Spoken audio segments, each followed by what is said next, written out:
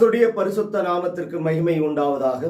இந்த நாள் தியானத்திற்கு என்று நீதிமொழிகளின் புஸ்தகம் 14ஆம் அதிகாரம் 29 நாம் வாசிப்போம்.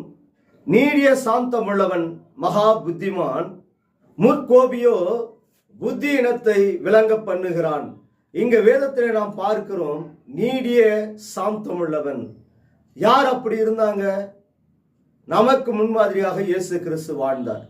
இங்க வேதத்திலே நாம் பார்க்கிறோம், இயேசு கிறிஸ்துவானவர் இந்த பூமியிலே வாழ்ந்த நாட்களிலே பிசாசினால் வருகிற சோதனையும் அவர் சகிச்சார். மனுஷரால் வருகிற நிந்தை அவமானத்திலும் அவர் நீடிய பொறுமை உள்ளவராக இருந்தார். அவர் சிலுவையின் முடிவு பரியந்தும் தன்னை தாழ்த்தினார்.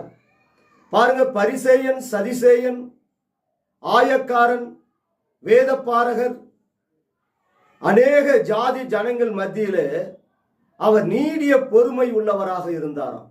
அவர் சாந்த குணம் உள்ளவராக வாழ்ந்தாராம். காரணம், அவருக்கு ஏற்பட்ட அந்த நிந்தைகள், அவமானம், காரி உமிழ்ந்தார்கள், தலையில கொட்டினார்கள், அவருக்கு முள்முடியை சூட்டினார்கள், சிலுவையிலே கைகளில் கால்களில் ஆணிகள் கடவப்பட்டது, ஈட்டியை எடுத்து விழாவிலே குத்தினார்கள், சாட்டைகளினால் 39 அடிகளை அடித்து சரீரம் முழுவதும் உழுத நிலம் போலாயிற்று. இவ்வளோ காரியத்தை செய்ய போதெல்லாம் என் தேவனாகிய கர்த்தர் அவர் நீடிய பொறுமை உள்ளவராக இந்த பூமியிலே அவர் ஜீவனம் செய்தார். சிலுவையின் முடிவு பரியந்தும் பிதாவுடைய சித்தத்தை நிறைவேற்றுவதற்காக தம்மை தாமே அடிமையின் ரூபமாய் தம்மை ஒப்பு கொடுத்து தம்மை தாழ்த்தினார். நீடிய பொறுமை உள்ளவராக இருந்தார். அதனால்தான் கர்த்தர் சொல்லுகிறார், இயேசு கிறிஸ்துவானவர், நான் சாந்தமும் மன தாழ்மையும் உள்ளவன், என்னிடத்திலே வாருங்கள், கற்றுக்கொள்ளுங்கள் என்று சொல்லி, இந்த குணாதிசயத்தை தான் என் தேவனாய் கர்த்தர் அவர் நம்மில் எதிர்பார்க்கிறார். நாம் முற்கோபியாக இருப்போமானால், நம் கோபத்தை நாம் வெளிப்படுத்துவோமானால், பாருங்க, இயேசு கிறிஸ்துவை பிடிப்பதற்காக கெத்செமனே தோட்டத்திற்கு கடந்து போறாங்க. அவர் பின்னிட்டு பார்க்கிறார். அவரை பிடிக்க வந்தவர்கள் அனைவரும் விழுந்து போனாங்க. அவ்வளவு மகிமை உள்ள என் தேவனாகிய கர்த்தர் ஒரு இடத்தில் அவர் கோபப்படவில்லை. அந்த கிருபையைத்தான் நமக்கு கொடுத்து இருக்கிறார். நாமும் இந்த பூமியில வாழும்போது பாருங்க, பிசாசினால் வருகிற சோதனைகளாக இருந்தாலும் சரி, மனுஷர்களால் வருகிற நிந்தைகள் அவமானமாக இருந்தாலும் சரி, மனுஷர்களால் வருகிற உபத்திரங்களாக இருந்தாலும் நாம் நீடிய பொறுமை உள்ளவர்களாய் இருக்க வேண்டும். நாம் முற்கோபியாக இருப்போமானால், பாருங்க, வேதத்திலே பார்க்கிறோம், கோபக்காரனுக்கு நீங்கள் தோழனாகாதீங்க.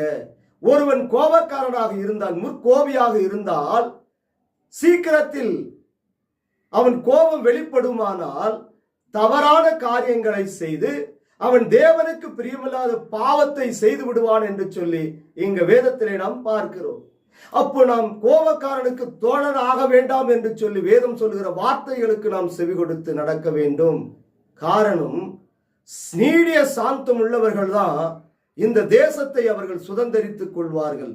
நாம் இந்த தேசத்தை சுதந்தரித்துக் கொள்ள வேண்டுமானால் நாம் நீடிய சாந்தம் உள்ளவர்களாய் இருக்க வேண்டும். நாம் முற்கோபியாக நாம் இருப்போமானால் இந்த உலகத்தை நாம் சுதந்தரித்துக் கொள்ளவும் முடியாது. சமாதானத்தோடு இந்த பூமியில நாம் ஜீவிக்கவும் முடியாது. பிதாவாகிய தேவன் தமது சித்தத்தை எப்படி இயேசு கிறிஸ்து நிறைவேற்றி கடந்து போனாரோ, என் தேவன் நமக்கு கொடுத்திருக்கிற அந்த சித்தத்தை நாம் நிறைவேற்ற வேண்டுமானால் நாம் முற்கோபியாக இருக்கவே கூடாது. நாம் புத்தீனமான காரியம் உள்ளவர்களாய் இருப்போமானால் சீக்கிரத்திலே நம்முடைய கோபம் வெளிப்படும்.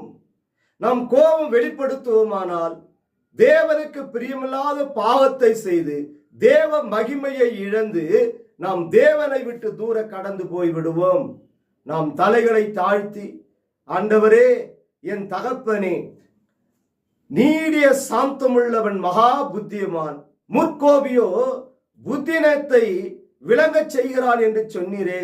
நாங்கள் புத்தினமான காரியங்களை செய்து உம்மை துக்கப்படுத்தாதபடிக்கு நீடிய சாந்தமுள்ள குணத்தை தாரும் என்று கேட்கிற ஒவ்வொரு பிள்ளைகளுக்கும் ஆண்டவரே உமது கிருபையை தாரும் அப்பா. கரத்தில் ஒப்பு கொடுக்கிறோம், பலப்படுத்தும், ஆசீர்வதியும். இயேசுவின் நாமத்தில் ஜெபிக்கிறோம் எங்கள் ஜீவனும் பலனும் உள்ள எங்கள் நல்ல தகப்பனே, ஆமென்.